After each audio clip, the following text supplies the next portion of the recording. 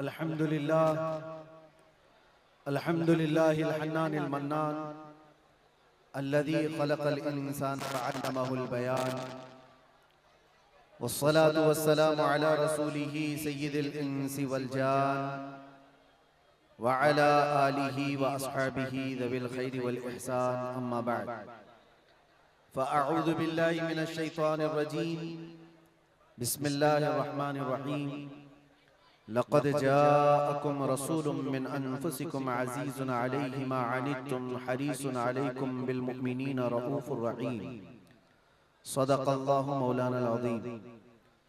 बारगाह रिसालत में आप सल्लल्लाहु तआला अलैहि वसल्लम में एक बार दुरूद पाक का हदिया पेश करें। अल्लाहुम्मा सल्लि अला सय्यिदिना व मौलाना मुहम्मदिन मअदनिल जूदि वल करम व आलिही व अस्हाबिहिल किराम व इब्निहिल करीम व बारिक व सल्लिम सलातन दाइमतन सरमदन अबदा। आई नई हुकूमत सिक्का नया चलेगा, आई नई हुकूमत सिक्का नया चलेगा, आलम में रंग बदला सुबह शबे विलादत, हश्र तक डालेंगे हम पैदाइशे मौला की धूम, मिस्ले फारस नजद के किले गिराते जाएंगे, खाक हो जाएं अदू जलकर मगर हम तो रजा, दम में जब तक दम है जिक्र उनका सुनाते जाएंगे। अजीज़ा ने गिरामी वक़ार, आप तमामी अहबाब को सबसे पहले मैं इस अजीम साअत की मुबारकबादी पेश करता हूँ जो अल्लाह तबारक व तआला ने हमारी जिंदगियों में अता फरमाया है। ये कितना अजीम इत्तेफाक है और बल्कि कितनी अजीम सआदत है कि हम अपनी जिंदगियों में 1500 साला जश्न ईद मिलादुन नबी मनाने जा रहे हैं। अल्हम्दुलिल्लाह, ये रसूल करीम सल्लल्लाहु तआला अलैहि वसल्लम की विलादत बासआदत का 1500 सालाना जश्न ईद मिलाद हम सुन्नियों की किस्मत में मनाने आ गया है। एक बात आपको बताता चलूं कि हुजूर पाक सल्लल्लाहु तआला अलैहि वसल्लम की विलादत की खुशी मनाना ये अल्लाह तबारक व तआला ने किस्मत वालों को अता फरमाया है। जिसकी किस्मत अच्छी है वो हुजूर पाक के जिक्र से खुश भी होता है, फलता भी है और फूलता भी है, और जिसकी किस्मत फूटी है वो जलता भी है, जलाता भी रहता है। हमें आज उससे गरज नहीं। आप शरीयत के हुदूद में रह करके हुजूर पाक सल्लल्लाहु अलैहि वसल्लम की आमद की जितनी खुशियां मनाएं वो कम है। जितना हुक्म हमें दिया गया है उन सारी खुशियों के साथ आप लोग मियां साल भर में एक बार थोड़ी ना मीलाद मनाने की खुशी है, और एक साल ही नहीं, हमारा मसलक तो ये है कि इस साल ही ईद मिलाद नहीं मनाएंगे बल्कि हश्र तक डालेंगे हम पैदाइशे मौला की धूम, और बल्कि ये अपना अकीदा बना करके चलो दम में जब तक दम है जिक्र उनका सुनाते जाएंगे।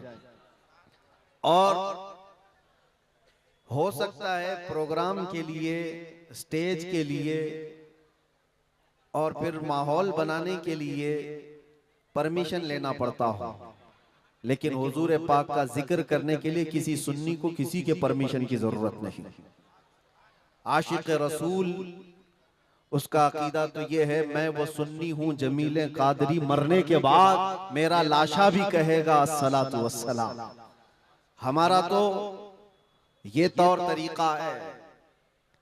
आज सुन्नियों की किस्मत में ये मीलाद की जो घड़ी आई है, सबसे पहले तो मैं गुजारिश करूंगा कि अल्लाह के नबी सल्लल्लाहु तआला अलैहि वसल्लम की बारगाह में वो खिराज अकीदत पेश करो कि ये तारीख बन जाए, बल्कि इस्लाम की तारीख का एक अजीम हिस्सा अभी इस साल आपको मिलने वाला है। पूरी इस्लामी तारीख में ये तारीख बनने जा रही है कि 1500 सालाना जश्न ईद मिलादुन नबी अल्लाह ने हम गुनहगारों को अता फरमाया है, और ये किस्मत नहीं है तो और क्या है मेरे अज़ीज़ों। लेकिन साथ में ये भी मैं आपको बता दूं कि हुजूर पाक सल्लल्लाहु तआला अलैहि वसल्लम की मीलाद की खुशी क्या ये कुरान और हदीस से साबित है भी कि नहीं है, क्योंकि अभी ये 10 दिन बचे हैं 12वीं शरीफ को एक बात कान खोल करके सुन ले। मैं कुरान और हदीस की दलाइल की तरफ आता हूं बाद में, लेकिन एक बात वजाहत के साथ कहता हूं।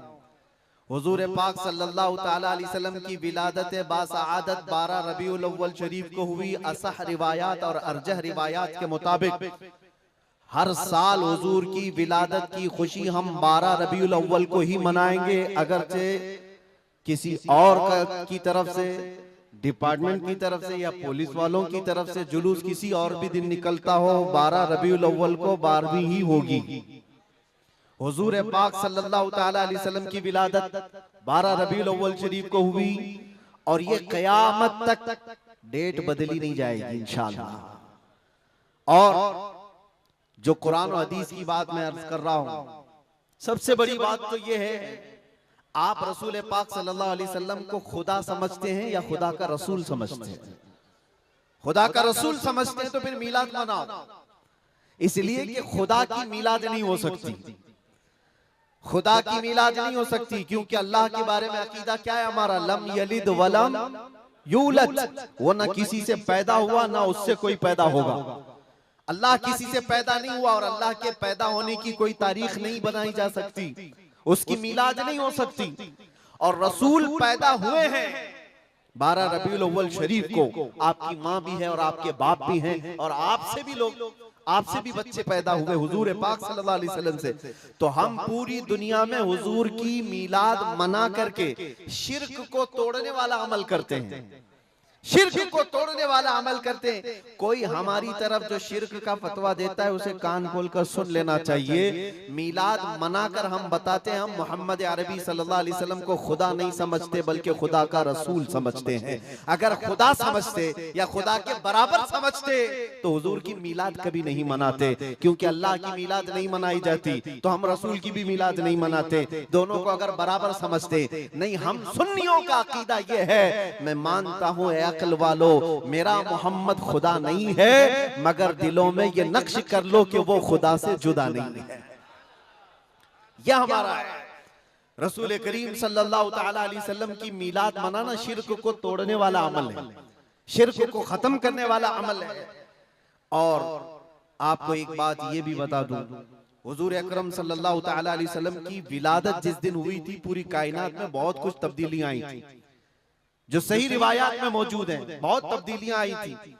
अरब उस वक्त जो रेगजार था, सहरा था, सब्जा देने लग गया, बारिशें बराबर होने लग गई। अरब में आज भी बारिश नहीं होती है, साल में 2-4 बार बारिश के खतरात गिर गए, अलग बात है।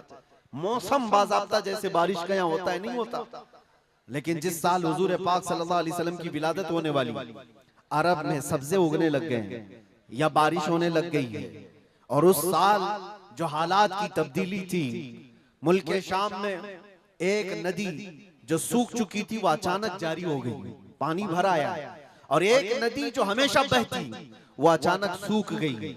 एक आतिशकदा था 1000 साल से जिसकी आग को बुझने नहीं दिया गया था ईरान के नुजूमियों ने, आतिश परस्तों ने, अचानक वो आग भी गुल हो गई। एक ही दिन में सब चीजें हो रही हैं। और कायनात में ये जो बड़ी बड़ी तब्दीलियां हुई थी, उस दिन एक और तब्दीली, बुत सारे औंधे मुंह गिरे हुए थे। जो 12 रबीउल अव्वल शरीफ का दिन था, ये सही रिवायात से मैं बता रहा हूं, बुत औंधे मुंह गिरे हुए। लेकिन एक बहुत बड़ा मसला हुआ था जिसकी तरफ इमाम अहले सुन्नत फाजिल बरेलवी रहमतुल्लाह ताला अलैह अपने शेर में इशारा करते हुए फरमाते हैं, क्या एक बहुत बड़ी तब्दीली ये हुई थी कि मुल्क फारस का जो बादशाह है किसरा, उसका किला इतना मजबूत था कि उसकी हिफाजत के लिए 1 लाख फौजी खड़े रहते थे, सिर्फ किले की हिफाजत के लिए। और वो किला इतना मजबूत कि उनका दावा था, उनका चैलेंज था कि इसको कोई तोड़ नहीं सकता, इसको मिटा नहीं सकता। लेकिन 12वीं शरीफ का दिन या सुबह के वक्त अचानक किले के अंदर जलजला आया और दीवार फट गई। और ऐसी फटी कि उसमें से एक आदमी जा सकता है, आ सकता है। आज भी वो शक्शुदा दीवार के साथ किला मौजूद है इराक में, जिसको किलातुल किसरा कहा जाता है आज भी। अब आप अंदाजा करें 2000 साल से वो किला आज तक मौजूद है, तो उस वक्त कितना मजबूत रहा होगा। उस वक्त किले के अंदर जलजला आया, और तख्त उलट गया, दीवार में दरार पड़ गई, वो दरार आज भी मौजूद है। बादशाह हैरान और परेशान। दूसरे दिन सारे नजूमियों को बुलाया गया और पूछा गया कि ये क्या माजरा है कि इतना मजबूत किला कैसे ये टूट गया, या इसकी दीवार में शगाफ कैसे आ गई है। तो सारे नजूमियों ने अपने इल्म के मुताबिक जो नतीजा निकाला, बादशाह से कहा दर हकीकत ये जलजला आम जलजला नहीं है, ये तेरी दीवार का टूट जाना ये आम सी बात नहीं है। हमारा इल्म ये बता रहा है कि इस रुए जमीन पर अल्लाह का कोई नबी पैदा हुआ है जो तेरी सल्तनत को खत्म करने वाला है। एक बच्चा अरब में ऐसा आया है, आई नई हुकूमत, सिक्का नया चलेगा, आलम में रंग बदला, सुबह शबे विलादत। उस दिन जो हुआ था उसको इमाम अहले सुन्नत क्यों फरमाते हैं, वो एक दिन की बात है ना। हुजूर की विलादत हुई, फारस के किले में क्या हुआ, जलजला आया। हुजूर की विलादत इधर मक्का में हुई और मुल्क फारस में जलजला आया और किले के अंदर दरार आई। अब सुनो, आला हजरत कहते हैं हश्र तक डालेंगे हम पैदाइश मौला की धूम, यानी कयामत तक हम रसूलुल्लाह की मिलाद का जिक्र धूमधाम से मनाएंगे। इसका असर क्या होगा, फारस में तो देखा था किले में जलजला आ गया था, हुजूर के पैदाइश के जिक्र से ही किला हिल गया था। अब हम जब जब जिक्र करेंगे मिसले फारस नजद के किले गिराते जाएंगे, मिसले फारस नजद के किले गिराते जाएंगे। आज जिन लोगों के किले गिरते हैं या हिलते हैं वो जिक्र मुस्तफा से ही गिरते हैं, लेकिन उसका हमें कुछ असर नहीं होना चाहिए। खाक हो जाएं अदू जलकर मगर हम तो रजा, दम में जब तक दम है जिक्र उनका सुनाते जाएंगे। अजीजा ने गिरामे वक़ार, मैं बहुत छोटे से वक्त के लिए आपके पास आया हूं, लेकिन एक अजीम मैसेज देकर के कि मिलाद मुस्तफा सल्लल्लाहु अलैहि वसल्लम के मौके पर सारे सुन्नियों को यह चाहिए कि सिर्फ झंडे लगाने और कुमकुमे लगाने और बड़े बड़े नारे लगाने से ही ईद मिलादुन नबी का आप एहतमाम नहीं कर रहे हो, बल्कि हर सुन्नी आशिक रसूल को चाहिए कि वो इस मौसम में नहीं बल्कि पूरी जिंदगी उसकी है, लेकिन इस मौसम में खास तौर पर अपने नबी पाक सल्लल्लाहु अलैहि वसल्लम की सीरत तो पढ़ ले, मेरे आका सल्लल्लाहु अलैहि वसल्लम की बायोग्राफी मालूम हो जाए, हुजूर पाक की जिंदगी को समझ जाएगा। तो मेरे अजीजों, ये हवाओं के झोंकों से उसका कभी कुछ बाल बेका नहीं हो सकता। जो नबी पाक सल्लल्लाहु अलैहि वसल्लम को पढ़ा हुआ है वो तूफानों और आंधियों में अपना मजहब नहीं बदल सकता, वो लोगों की लालच पर अपना दीन का सौदा नहीं कर सकता। ये वही लोग हैं जो दीन के सौदा करते हैं जिन्होंने अपने नबी को नहीं पढ़ा। हुजूर पाक सल्लल्लाहु अलैहि वसल्लम को जिन आंखों ने एक बार देखा है वो सहाबा की जिंदगी तो देख लें, उनको खोलते हुए तेल में भी डाल दिया गया, मगर दामन मुस्तफा से हाथ हटाना तो दूर की बात है, जुबान पर लफ्ज लाना भी उन्होंने कभी गवारा नहीं किया।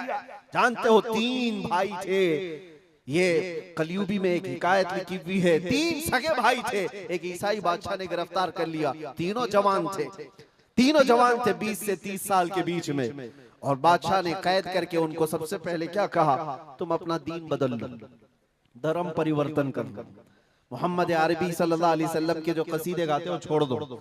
लेकिन देखो, याद रखो, उसमें से जब बादशाह ने ये बात रखी तो उन्होंने कहा नहीं, हमारा दीन इतना सस्ता नहीं है कि हम तुम्हारी कैद में आते ही बदल डाले। उसने कहा अगर तुम बदल लोगे तो मैं तुम्हें अपने वजारत में, सिपाहियों में बड़े मनसब पर रखूंगा। नहीं माना, ठुकराया। बादशाह ने क्या कहा, इसकी सजा तुम्हें भुगतने के लिए तैयार रहनी होगी। तैयार। बहुत बड़े एक कढ़ाई में तेल को लाकर खौलते हुए तेल में उसमें से सबसे बड़े भाई को डालने का हुक्म दिया। बादशाह ने जैसे हुक्म दिया, जल्लाद आया और उन 3 भाइयों में से एक को उठाया और खोलते हुए तेल में डाल दिया। अंदाजा करो, मोमबत्ती पर अगर तुम्हारी उंगली भी लग जाए ना तो चमड़ी जल करके निकल आएगी, और पता नहीं कितने दिन तक इसकी जलन आपको होती रहे। लेकिन एक पकते हुए तेल में डाला जा रहा है, डाल दिया, जिस्म पूरा चरमरा गया। थोड़ी देर गुजरी, 2 भाई और मौजूद, दूसरे को बुलाया गया, देखा तुम्हारे भाई का हश्र क्या हुआ है, तुम अगर बादशाह की पेशकश को कबूल कर लो तो शायद तुम्हारी जान बच सकती है। दूसरे ने मुस्कुराया और कहा वही शायद उनकी ही जुबान थी जो बरेली से यूं आती है, जिंदगी ये नहीं किसी की किसी के लिए, जिंदगी है नबी की नबी के लिए। मेरे बड़े भाई को जलाने के बाद अब तो तुमने और भी मुश्किल कर दिया है फैसला। मैं इस बात के लिए तैयार हूं कि इससे बड़े तेल में भी मुझे डाला जाए, लेकिन जुबान पर मेरे मुस्तफा के दामन को छोड़ने वाली बात कभी नहीं ला सकता। दूसरे भाई को भी उठाया गया और खोलते हुए तेल में डाल दिया। दो भाइयों की शहादत हो गई जगह पर ही। वो तेल में डालना जुबान पे अल्फाज हो सकता है, आसानी से हम बोल रहे हैं और आप आसानी से सुन रहे हैं। प्रैक्टिकल जिसके साथ होगा वो अंदाजा कर सकता है दर्द और कर्ब किसको कहते हैं, शिद्दत की तकालीफ किसको कहते हैं। मेरे अजीजों, तीसरा जो नौजवान था वो बहुत ही कम उम्र का था, 22 से 23 साल का होगा। बादशाह का जो वजीर वहां पर था, उसने देख करके बादशाह से कहा, इस लड़के को मेरे हवाले कर दीजिए, मैं इसको बदल करके लाऊंगा, मेरा चैलेंज है। क्यों जान इसकी भी ले लेंगे, मैं इसको बदल करके लाऊंगा। इतने मजबूत लोग कैसे हो सकते हैं अरब के कि खोलते हुए तेल में इनके भाइयों को डाला गया, तब भी ये बदल नहीं रहे। दो को मरते हुए, अरे यहाँ एक को डंडा पड़ते हुए देखकर सारे भाग जाएं, और ये दो को जलते हुए देख करके भी टस से मस नहीं होते। कैसा अकीदा है, कैसा तसल्लुब है इनका। बादशाह ने कहा, किस बात पर तुम्हें यकीन है कि इसको तुम बदल लाओगे। उसने कहा, मुझे भरोसा है, आप मुझे दीजिए 1 महीने का टाइम, इसको बदल कर न लाऊं तो फिर मुझे आप जो सजा दे। बादशाह ने कहा, ठीक है ले जाओ। तीसरे को खोलते हुए तेल में डालने की बजाय बादशाह ने अपने वजीर के हवाले कर दिया। और दुनिया देखो, वो मेरे अजीजों याद रखो, आशिकाने मुस्तफा से 2 इम्तिहान हर जमाने में होते रहेंगे, आज भी हो रहे हैं और होते रहेंगे। पहला इम्तिहान, मौत से डरा करके तुम्हारा दीन छीन लिया जाएगा। मौत से डरा करके ये हो जाएगा, वो हो जाएगा, तुम्हें ये कर दिया जाएगा, वो कर दिया जाएगा।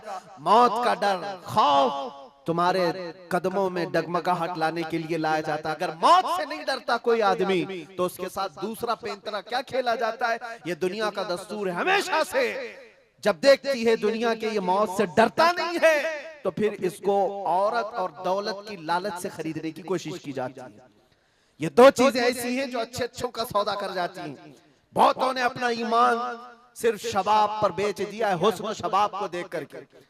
औरतों के दिल दादा हुए या दौलत के दिल फरेब हो गए, और उन्होंने अपना दीन का सौदा कर लिया है। नौजवानों याद रखो, तुम्हारी जिंदगी में अगर ये 2 इम्तिहानों में से कोई इम्तिहान आए, तो अपने नबी पाक को याद कर लेना, हुजूर को याद कर लेना, और अल्लाह के नबी सल्लल्लाहु अलैहि वसल्लम की बारगाह में ये इस्तिगासा कर लेना कि मेरे आका, बड़ा सख्त और कठिन वक्त आया है। दुनिया मौत से डरा करके कभी मेरा ईमान छीनने की कोशिश कर रही है, अगर उससे मैं नहीं डगमगाया तो दुनिया मुझे हुस्न शबाब की लालच दे करके अपनी तरफ लेना चाहती है। अब उस वजीर ने क्या किया, उस छोटे से नौजवान लड़के को अपने घर ले गया, और उसकी बेटी थी जो निहायत हसीन और जमील, बहुत खूबसूरत लड़की उस वजीर की थी। अपनी बेटी को बुलाया और कहा, बेटी तेरे लिए एक काम देता हूँ, 1 महीना हमको मिला है, इस नौजवान को अपनी मोहब्बत में, अपने हुस्न जमाल में लेकर के आजा, बादशाह सलामत से जो इनाम चाहे तुझे ला करके दे दूंगा। अपनी लड़कियां आशिकाने मुस्तफा को खरीदने के लिए कल भी भेजे जाते थे, आज भी भेजी जा रही है। हो सकता है बहुत सारी जगहों पर जो हमारे लोग मुर्तद होते जा रहे हैं, वो जो बच्चियां आज अपने दीन और ईमान का सौदा करके भागती हैं किसी गैर के साथ, और कहीं जा करके शादियां रचाती, वो ये समझती हैं कि ये कॉमन सी बात है।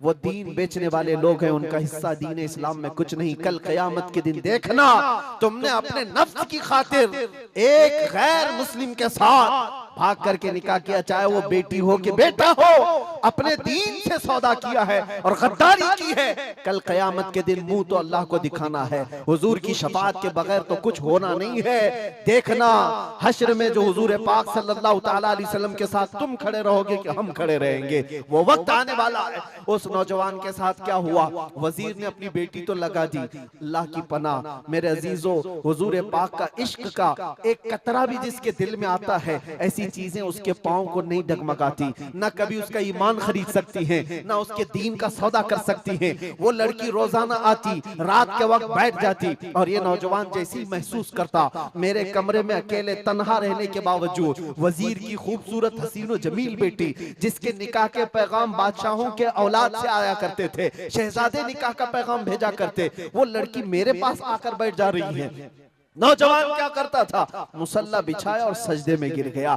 जब तक वो उठती नहीं थी ये सर उठाता नहीं था। ये रात भर के सजदे इसके इसी तरह रहते। वो ऊँगती रहती, देखती रहती, इंतजार करती रहती और थक करके वापस चली जाती।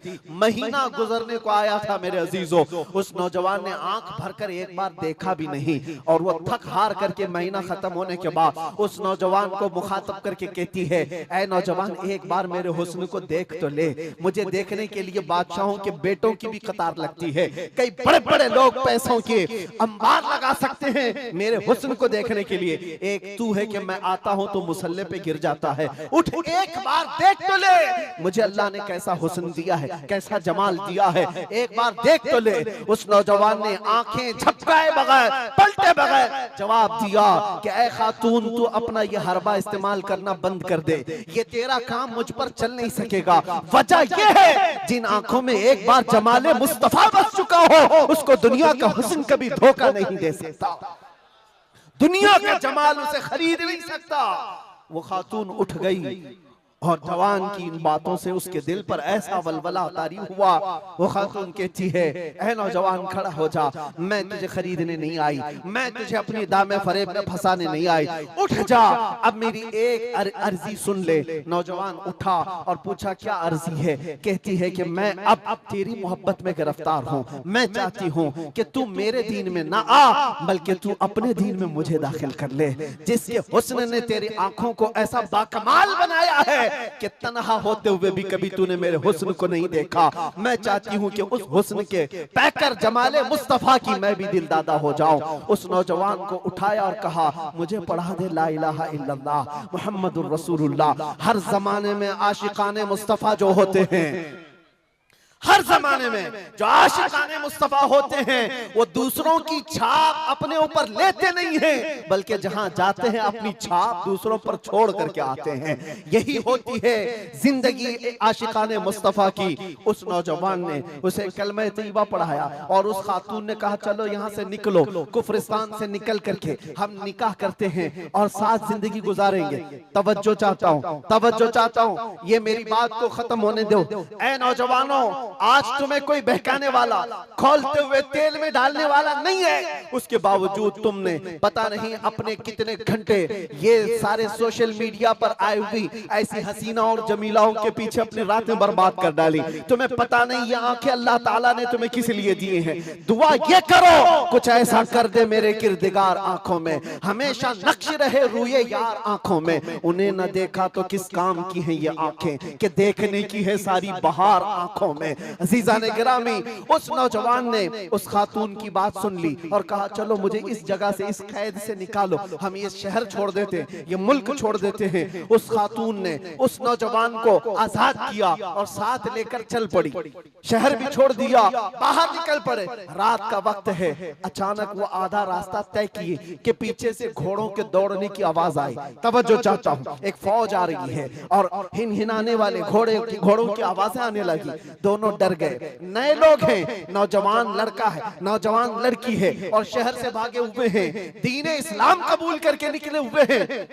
बादशाह को हो सकता है खबर हो गई होगी, वजीर को पता चल गया होगा कि कैद से निकला हुआ ये फरार मुजरिम हमारा शहर छोड़कर जा रहा है। पूरी फौज आती हुई नजर आ रही थी। ये दोनों एक दरख्त के पीछे ओट पर छुप कर खड़े हो गए। पता नहीं अब इसके आगे क्या होने वाला है, हमें गिरफ्तार कर लिया जाएगा, हो सकता है हमारा भी अंजाम वही होगा जो हमारे दो भाइयों के साथ हुआ। लेकिन इत्तेफाक की बात है, वो घोड़े करीब से करीब आते गए, वो फौज करीब आ गई और जब आ गई तो करीब आकर वो फौज रुक गई। इन्होंने देखा नहीं ये फौज कौन थी, ये लोग कौन थे। दरख्त के पीछे छुपे हुए हैं नौजवान और वो दुशीजा। अचानक आने वाली फौज में से एक गरजती हुई आवाज आती है, नाम लेकर के नौजवान का पुकारा जाता है, ऐ फलां बिन फलां बाहर आ जा, बाहर आ जा। बाहर ये नौजवान आता है तो देखता है बादशाह की फौज नहीं है, वजीर की फौज नहीं है, बल्कि वो दोनों शहीद भाई घोड़े पर सवार है और सारी फौज में रसूलुल्लाह के वो शहीद सहाबा तशरीफ लाए हुए हैं। नारे तकबीर, नारे रिसालत, नारे रिसालत। ये नौजवान घबरा गया और पूछा, मैं अपने भाइयों को देख रहा हूँ, घोड़ों पर सवार हैं। चंद दिनों पहले बादशाह ने खोलते हुए तेल में इनको उड़ेल दिया था, इनके जिस्मों को जला दिया था। ये देख करके आप कपकपी जिस्म पर तारी है, भीगी आंखों से पूछने लगा, बड़े भाई आप लोगों को जला दिया गया था, तेल में खोलते हुए डाल दिया गया था, आप लोग यहाँ कैसे आए? दोनों भाइयों ने कहा, ऐ मारे नन्हे भाई, क्या तूने कुरान की आयत नहीं पढ़ी? वला तक़ूलू लिमन युक़तलु फी सबीलिल्लाहि अमवात, अल्लाह की राह में जो मारे जाएं उन्हें मुर्दा न कहो। नौजवान ने पूछा, तुम्हें दर्द कितना हुआ होगा जब जलाया गया था, खोलते हुए तेल में डाला गया था, कर्ब कैसा था, तकलीफ कैसी थी? तवज्जो चाहता है नौजवानों, इश्क़ मुस्तफा में बर्दाश्त किया हुआ दर्द कुछ नहीं होता है। उन नौजवानों ने कहा, दर्द कौन सा, कर्ब कौन सा, तकलीफ कौन सी? तूने हमें डालते हुए देखा है, खोलते हुए तेल में, जलती हुई चमड़ी देखा है, लेकिन हमें दर्द का एहसास नहीं हुआ, इसलिए कि जिस वक्त जल्लाद हमें तेल में डाल रहा था, सामने तो हमें जमाले मुस्तफा नजर आ रहा था। जहां मुस्तफा का हुस्न हो, फिर दर्द किस बात का, कर्ब किस बात का? इसीलिए तो सहाबा का ये नारा था, या रसूलुल्लाह या रसूलल्लाह कुल्लु मुसीबतिन बादका जुललुन, ऐ अल्लाह के रसूल अगर आप हैं तो फिर हर मुसीबत हल्की है, हर मुसीबत छोटी है। ऐ नौजवानों, दुनिया ने खरीदने की कोशिश की है, लेकिन जो जमाले मुस्तफा का दिलदादा है वो दुनिया के हालात से न बिकता है न झुकता है। अपना मिशन ऐसा बनाओ कि तुम्हें 100-500 रुपए में खरीदे जाने वाली कौम का लक़ब न दिया जाए, बल्कि इकबाल आज से 100 साल पहले कहता था, इकबाल शायर मशरिक, अंग्रेजों ने क्या कहा था हमारे मुतालिक, वो अपने शार में कहा है। अंग्रेज क्या कहते थे? थक गए थे, थक गए थे। आपको क्या पता है हिंदुस्तान की इस आजादी में जितने आज बड़े बुलंद बांग दावे किए जाते हैं, पता है नौजवानों, तारीख याद रखो, 30,000 उलमाए अहले सुन्नत को इन्होंने दिल्ली से लेकर कश्मीर तक हर झाड़ी पर फांसी पे लटकाया हुआ था। 30,000 उलमाए अहले सुन्नत। काला पानी की सजा अंडमान निकोबार में किसको दी गई थी? अल्लामा फजले हक खैराबादी, इनायत अहमद काकोरवी, जिनकी पीठ की हड्डी तोड़ दी गई थी, खड़े नहीं हो सकते थे। 8-8 साल 10-10 साल तक झुकी हुई कमर के साथ इनको सजाएं दी गई। किफायत अली काफी कौन है, जिनको भरे बाजार में चौराहे पर लाकर अंग्रेजों ने फांसी पर चढ़ाया था। जालिमात तारीख भुला देते हैं, या तारीख के चेहरे पर आज मट्टी थोपने की कोशिश की जाती है, और हमारे नौजवान है कि याद नहीं रखते हमारी तारीख। या आशिकाने मुस्तफा थे, अंग्रेजों की नाक में अगर किसी ने दम किया था तो वो आशिकाने मुस्तफा की जमात थी, आशिकाने मुस्तफा की जमात थी। किफायत अली काफी को सूली पर चढ़ा रहे थे, लेकिन जानते हो उससे पहले किफायत अली काफी एक आलिम दीन, उस आलिम दीन को गिरफ्तार करने के लिए कितने कुत्ते आए थे? 3,000 अंग्रेजों की फौज ने मिलकर के एक आलिम दीन को गिरफ्तार किया था। हमेशा से यही तारीख रही है, हमेशा से। इसलिए कि पता है कि रसूलुल्लाह सल्लल्लाहु ताला अलैहि वसल्लम का शेर 1-2 के काबू में आ भी नहीं सकता, हमेशा घेर कर मारने की आदत कुत्तों की रही। करबला में भी तो यही हुआ, अकेले इमाम हुसैन के साथ सुबह से लेकर दोपहर तक लड़ते रहे, और आपको पता है एक हुसैनी जवान ने 200-200 यजीदियों को मार डाला है, एक ने। तारीख खाली मरने वालों की ना बताओ, शहीद होने वालों की नहीं बताओ, ये भी देखो हुसैनियों ने कितनों को सुलाया है। एक हुर बिन यजीद जो एक रात पहले इमाम हुसैन के पास आकर बैत किए थे, एक रात पहले, और उन्होंने दूसरे दिन जंग शुरू की थी तो 120 लोगों को मारा था। आप अंदाजा करो, एक रात का हुसैनी 120 को सुला सकता है, तो अंग्रेज अच्छी तरह जानते हैं जो पैदाइशी हुसैनियों की तरह को सुला सकता है। सब पता है। किफायत अली काफी को 7 दिन तक गिरफ्तार करके उनके जिस्म पर इस्त्री चलाते थे, गरम इस्त्री चलाते थे, और जब चमड़ी जलती थी तो उस पर नमक छिड़कते थे। और किफायत अली काफी को बार बार कहते, फतवा बदल डालो, आ जाओ हमारे वजारत में, हमारा मनसब ले लो, हर महीने पाउंड दिए जाएंगे, बरतानिया के पाउंड। लेकिन आशिक मुस्तफा डॉलर और बरतानिया के पाउंड पर नहीं बिकता, वो हुस्न मुस्तफा का दिलदादा होता। 8वें दिन जब उनको फांसी पर चढ़ाया गया था, फांसी कोई आम चीज नहीं है मेरे अजीजों, जिसको सामने देख करके चच्चों की हालत खराब हो जाए, लेकिन किफायत अली काफी फांसी को देखकर कहने लगे थे, कोई गुल बाकी रहेगा न चमन रह जाएगा, पर रसूलुल्लाह का दीन हसन रह जाएगा। सब फना हो जाएंगे काफी वो, लेकिन हश्र तक नाम हजरत का जुबानों पर सुखन रह जाएगा, नाम हजरत का जुबानों पर चलन रह जाएगा। फांसी भी दे दी। ये सारे जो मामलात हुए आशिकाने मुस्तफा सल्लल्लाहु अलैहि वसल्लम हर जमाने में आजमाए गए। और मैं कह रहा था क्या बात, इधर उधर न जाए बात, अंग्रेज मजबूर होकर ये कहने पर आ गए थे, ये फाका कश मौत से डरता नहीं जरा, ये फाका कश मौत से डरता नहीं जरा। आशिकाने मुस्तफा ने हर जमाने में लोगों की नाक में दम कर रखा है, तादाद में थोड़ी ही क्यों ना हो, तादाद में थोड़ी क्यों ना हो, लेकिन डर इनको सबसे लगता है। क्या आपने तारीख नहीं देखी? एक बात मैं बताऊं, बॉडी बनाने वाले, मुख्य आजमाई करने वाले, चाहे तुम्हारे पास जितनी भी ताकत हो, ये जिस्मानी ताकत अपनी जगह पर, हमने देखा है व्हील चेयर पर बैठ करके एक खादिम हुसैन लब्बैक या रसूल अल्लाह कहता था, यूरोप की धरती भी हिलने लगती थी। पता ही चलता है जिस्मानी ताकत का कोई असर नहीं होता, इश्क़ मुस्तफा जहां होता है वो असली ताकत कहलाई जाती है। नारे तकबीर, नारे रिसालत, आशिकाने मुस्तफा, सुभान अल्लाह, सुभान अल्लाह।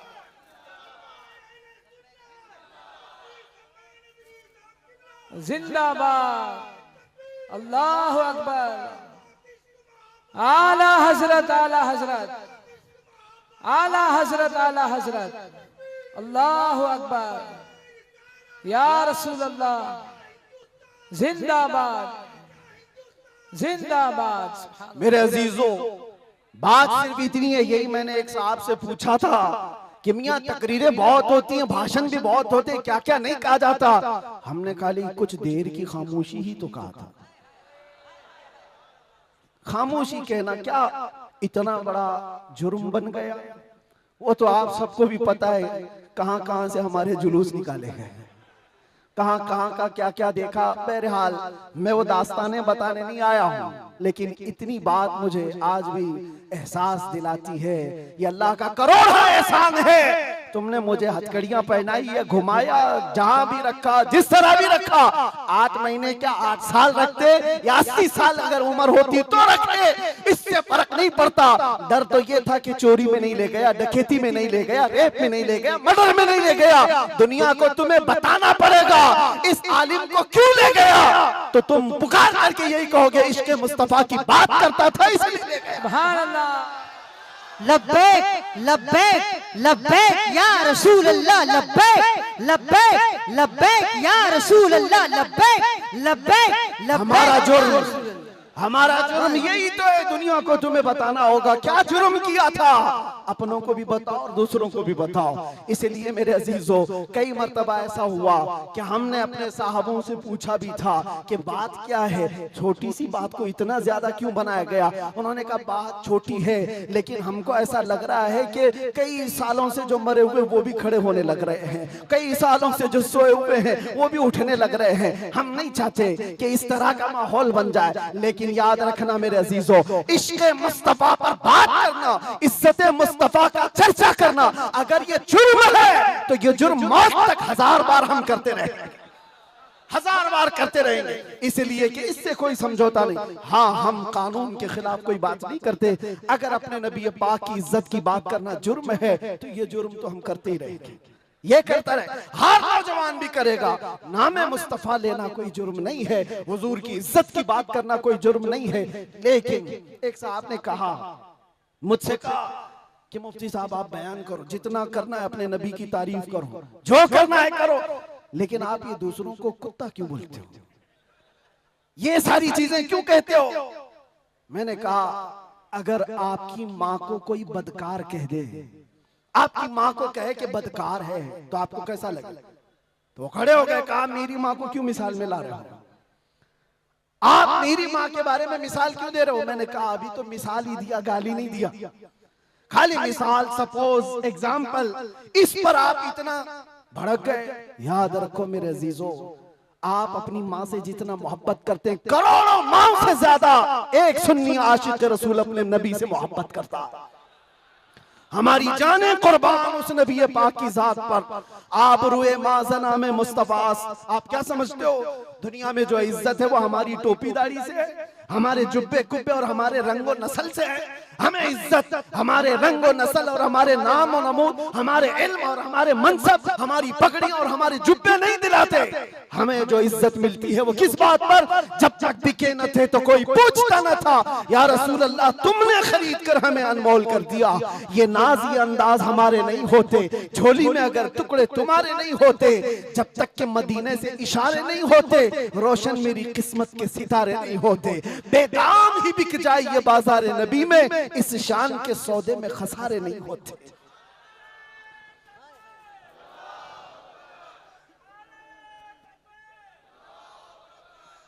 बात मैं अभी खत्म करने आ रहा हूं, बस आप इस बात को अंदाजे में रखो मेरे अजीजों। दुनिया में बहुत आंधियां हैं, बहुत तूफान, और लोग कहते हैं हालात सही नहीं है, हालात सही नहीं है, इसलिए ऐसे चलना चाहिए। हालात तो हुजूर जब ऐलान नबूवत किए थे उस वक्त से लेकर अब तक कभी सही हुए ही नहीं, कभी सही नहीं हुए।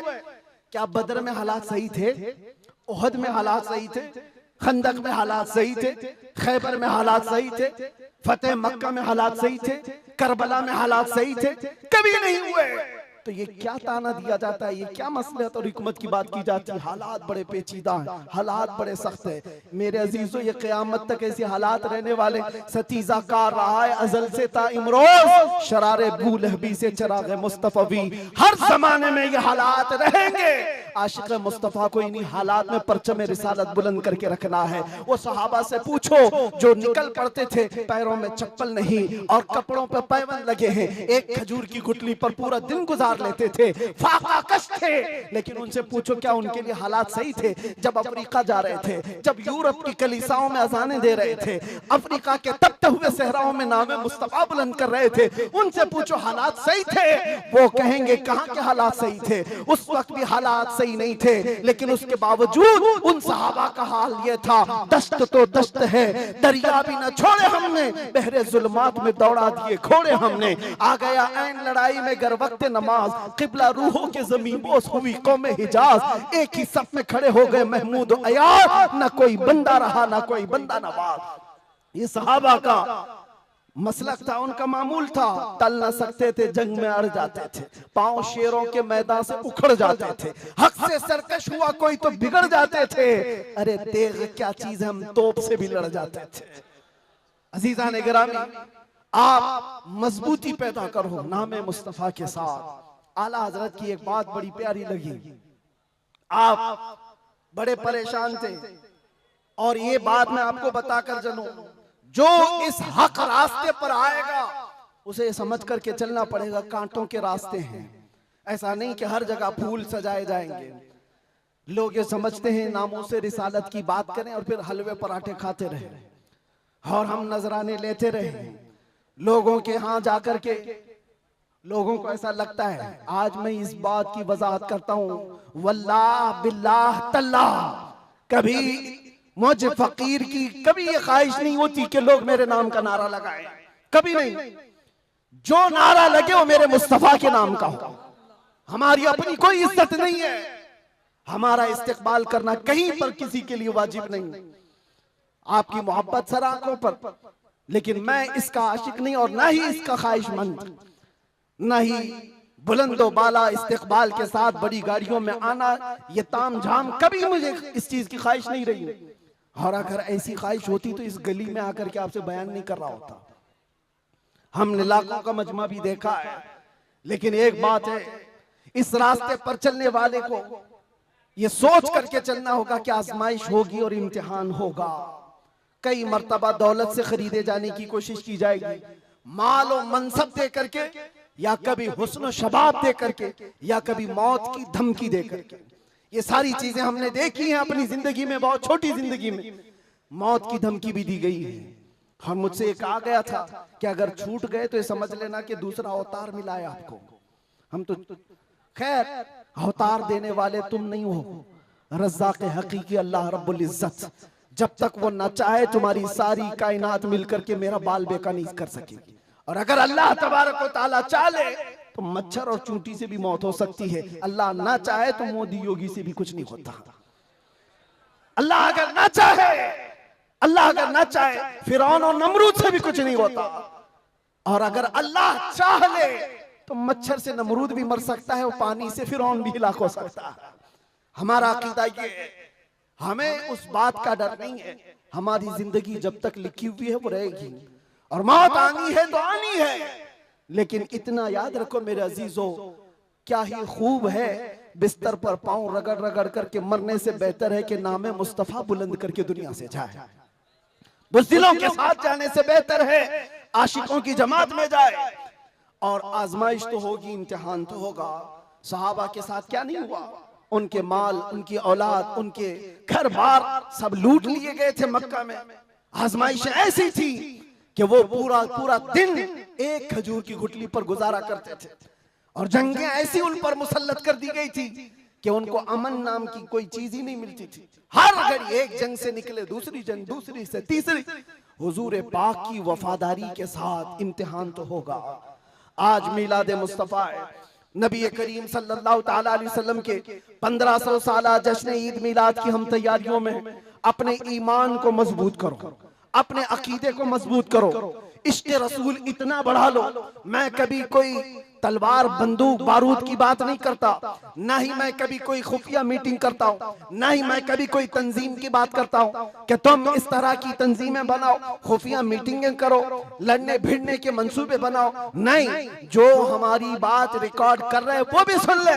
मैंने कभी नौजवानों को लड़ने भिड़ने के लिए तैयारियां करने की कभी बात नहीं की। अरे मियाँ, मैं तो ब्लेड और चाकू की भी बात नहीं करता, प्लास्टिक की भी नहीं बात करता। मैं सिर्फ ये चाहता हूँ सर से लेकर पैर तक इश्क़ मुस्तफा में ऐसे ढल जाओ जिस गली से गुजरो मदीने की खुशबू आने लगे। तुम्हारा चलना फिरना कई कीड़ों की मौत का सबब बन जाएगा। आपको किसी हमले की जरूरत नहीं, आपको किसी पर अटैक करने की जरूरत नहीं। अपने दिल के अंदर इश्क़ मुस्तफा ऐसा बिठाओ, ऐसा बिठाओ। हमने देखा है मेरे अजीजों, हमने तन्हाई में बैठ के भी दिन गुजारे हैं, और कई ऐसों के बीच में भी बैठ के दिन गुजारे हैं। हमारी अपनी तारीफ के लिए नहीं कह रहा, जहां ऐसे क्रिमिनल लोगों के बीच बैठते थे जो 20-20 साल से क्राइम में मुब्तला हैं, छोटे मोटे नहीं, मर्डर भी, रेप भी, ड्रग्स भी, सब उनके बीच बैठ करके देखा है। जब हुजूर पाक की बात की जाती है तो उनकी आंखों में भी आंसू आते हुए देखा है, और तौबा करते हुए भी देखा है, रमजान में तरावी पढ़ते हुए भी देखा है। मैंने ये महसूस किया है दुनिया का एक ही इलाज है, इस उम्मत का एक ही इलाज है, वो मेरी बात का आखिरी हिस्सा है। इस दुनिया का एक ही इलाज है कि मोहम्मद से वफा तूने तो हम तेरे हैं, ये जहां चीज है क्या लौह कलम तेरे हैं। लब्बैक या रसूल अल्लाह, या अल्लाह या रहमान या रहीम, दिल माराकुन मुस्तकीम बिहक़्क़ि इय्याका नअबुदु व इय्याका नस्तईन। मालिक व मौला परवरदिगारा करीमा कारसाज़ा, तेरी दी हुई तौफीक से हमने जो कुछ भी पढ़ा और जो कुछ भी बयान किया और सुना, सब पर हमें अमल की तौफीक अता फरमा। हमारे इस जलसे पाक को अपनी बारगाह में शरफ़ कबूलियत अता फरमा। ए रब्बे करीम, इस जलसे ईद मिलादुन नबी को हमारी नजात का ज़रिया बना दे, हमारी बख्शिश का सामान बना दे। ए अल्लाह, हम सब के गुनाहों का कफ़ारा बना दे। जितने बच्चे, बूढ़े, जवान, मर्द, ख़वातीन इस जलसे पाक में हाजिर है मौला, इस जलसे से निकलने से पहले सबकी बख्शिश का ऐलान फरमा दे। अल्लाह, नाम मुस्तफ़ा के लिए हाजिर आए हुए ये चेहरे हैं, इश्क़ मुस्तफ़ा की भीख मांगते मौला, हमारे दिलों से हुब्बे दुनिया को ख़त्म फरमा दे, हमारे दिलों पर दूसरों का रौब और खौफ ख़त्म फरमा दे। अल्लाह करीम, इस दिल को तेरे दरबार में पेश करते हैं, इसमें इश्क़ मुस्तफ़ा अता फरमा दे। अल्लाह, हमारा दिल धड़कता रहे तो तेरे नबी पाक के नाम से धड़कता रहे, हम सबको नामों से मुस्तफ़ा के सिपाहियों में शुमार फरमा। अल्लाह, इस पूरे इलाके को मरकज़ इश्क़ रसूल बना दे। अल्लाह, हमारी नस्लों में क़यामत तक आशिकाने मुस्तफ़ा पैदा फरमा, हमारी औलाद को, हमारी नस्लों को, हमारे ख़ानदान को बदअक़ीदा और गुमराह होने से महफूज फरमा।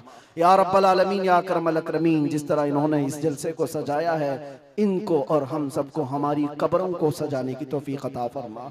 अल्लाह, हम सब की कब्रों को रोशन फरमा दे, या रब्बल आलमीन, या अकरमल अकरमीन, हमारी माओ बहनों बच्चियों बेटियों बहुओं बीवियों सबको हमने तेरे हवाले कर दिया, उनकी इज्जतों की हिफाजत फरमा। ऐ अल्लाह ए करीम खुदा, हम सब में जो बीमार है उन्हें शिफा अता कर दे, जो भी औलाद है उन्हें साहब औलाद बना दे, और जो कर्ज में डूबे हुए उनके कर्जों में आसानियां अता कर दे। ऐ अल्लाह जो बेरोजगार है उन्हें हलाल रोजियां अता फरमा, जो नाहक मुकद्दमे और जेलों में हो उनको आज़ाद फरमा दे। ऐ करीम खुदा रहमान रहीम मौला, तेरे दरबार में आखिर में ये इल्तिजा है, न जाने ये आंखें कब हमेशा के लिए बंद हो जाए। इन आंखों के बंद होने से पहले एक बार तेरे हबीब पाक के चेहरे की जियारत नसीब फरमा। ऐ अल्लाह दुनिया में हर आफत से बचाना मौला, उखबा में न कुछ रंज दिखाना मौला, बैठे जो दरे पाक पैगंबर के हुजूर ईमान पे उस वक्त उठाना मौला। कुछ ऐसा कर दे मेरे किरदगार आंखों में हमेशा नक्श रहे रूए यार आंखों में, उन्हें न देखा तो किस काम की है ये आंखें कि देखने की है सारी बहार आंखों में। ऐ अल्लाह हमारी दुआओं को तेरे हबीब पाक के नालैन के सदक़े कबूल व मकबूल फरमा। इन्नल्लाह व मलाइकतहु युसल्लूना अलन नबी या अय्युहल्लज़ीना आमनू सल्लू अलैहि व सल्लिमू तस्लीमा। अल्लाहुम्मा सल्लि अला सय्यिदिना मुहम्मदिन मअदनिल जूदि वल करम व आलिहि व अस्हाबिहिल किराम व इब्निहिल करीम व बारिक व सल्लिम। दअवाहुम फीहा सुब्हानकल्लाहुम्मा व तहिय्यतुहुम फीहा सलाम व आखिरु दअवाहुम अनिल हम्दुलिल्लाहि रब्बिल आलमीन। जब दमे वापसी हो या अल्लाह, जब दमे वापसी हो या अल्लाह, लब पे जारी हो बस ला इलाहा इल्लल्लाहु मुहम्मदुर रसूलुल्लाह। एक ऐलान मेरी तरफ से, जुलूस ईद मिलादुन नबी सल्लल्लाहु अलैहि वसल्लम आएगा तो है नौजवानों, पूरी दुनिया आपको देख रही होगी। मेरा ये बयान हर आशिक रसूल तक पहुंचे। पूरी दुनिया उस वक्त आपके चलने फिरने के अंदाज को देख रही होगी। बड़े बड़े डीजे लाना और उस पे गानों की धुन की तरह थिरकना इस्लाम में हराम है, हराम है, हराम है। और एक हराम काम से अपने नबी पाक की मिलाद नहीं मनाई जा सकती। याद रखो, तुम अगर अपना एंटरटेनमेंट करना चाहते हो तो किसी और जगह जाकर करो, मिलाद मुस्तफा को बर्बाद ना करो।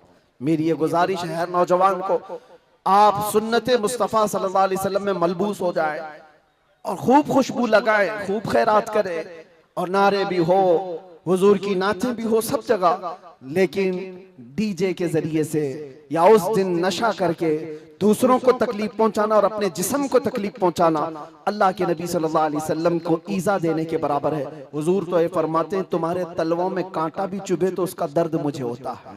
आप अंदाजा करो, उम्मत मुस्तफा हो और हुजूर पाक को ईजा देना और दर्द देना आपका मजहब नहीं हो सकता।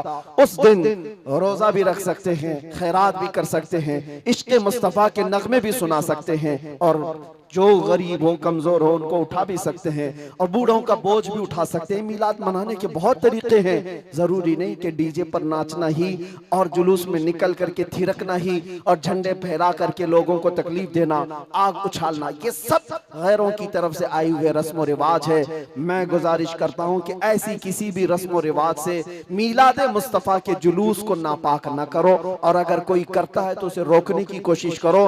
तुम अपने बाप का इस तरह मना लेना या तुम्हारे बेटे का कर लेना, मगर मुस्तफा करीम के मिलाद को नापाक होने नहीं देना। इंशाअल्लाह जुलूस ईद मिलाद 1500 साल जो आ रहा है उसको इस तरह से मनाएंगे कि इश्क़ मुस्तफा की खुशबू हर गली कूचे में हम पहुंचाएंगे इंशाअल्लाह।